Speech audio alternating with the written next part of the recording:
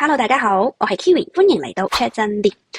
長期以嚟咧，台灣地區都係將美國當做 true love 嚟睇㗎。2024年，台灣對美國嘅出口直接衝到咗1114億美金，佔咗佢全部出口總額嘅23.4%，堪稱係熱烈告白啊！咁喺過去嘅8年時間入邊咧，為咗討好美國，台灣地區狂購咗260幾億美金嘅軍火，仲要咧開放咗萊豬啊、美牛進口，而且咧仲要將台積電拱去火坑入邊。今年3月咧，台積電宣布追加1000億美金嘅投資啊，累計1650個億嘅美元，成為咗美國最大嘅外資項目。監生咧就將台積電變成咗美積電喎。本身咧係真係想諗住換翻一啲關稅優惠嘅，點知咧美國反手32% 嘅對等關稅食住咗台灣啊，直接上演咗經濟殖民地養成記。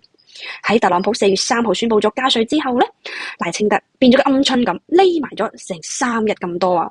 最後3日之後咧，突出咗一份叫做5項策略嘅嘢。認真睇完，哇！呢個咪就係投降書，大佬。一開場我就話我唔會報復美國關稅嘅，即係等於咧一上場就擺低把槍，我投降啦。美國見到都忍唔住笑啦。你呢個配合度仲絲滑過劇本都有嘅。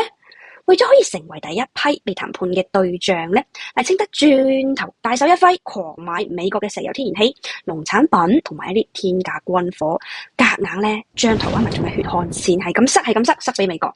但係咧，美國嘅財政部長貝森特4月29號就表示啦，美國同埋印度啊、韓國啊、日本啊都係有談判進度㗎喎。做咩冇提到台灣嘅？民進黨咧平時咪成日都話美台好兄弟好 brother 嚟㗎嘛，結果咧俾美國一巴升到懵晒。喺呢一場風波之後，台灣民眾咧對於當局呢一種舐美國無下限嘅神操作，真係忍無可忍啦。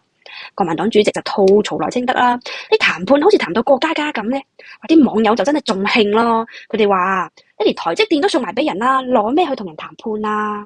仲有人諷刺話你咁樣即係要將台灣白菜價賣晒出去嘅啫。呢邊咧就俾鬧到咁慘，嗰邊民進黨內部啊，直接喺度開撕啊，就有立委咧吐槽談判團隊冇份量，仲要嗌蔡英文過嚟救場喎，哇，簡直就係賴清德嘅執政翻車現場啦！賴清德當局咧一門心思跪喺度舐美國，結果等嚟嘅根本就唔係 true love， 而係美國割韭菜嘅大鐮刀嚟嘅咋。與其咧做美國嘅冤大頭，不如翻轉頭認清下現實啦，攬住祖國大髀先係正途嚟噶。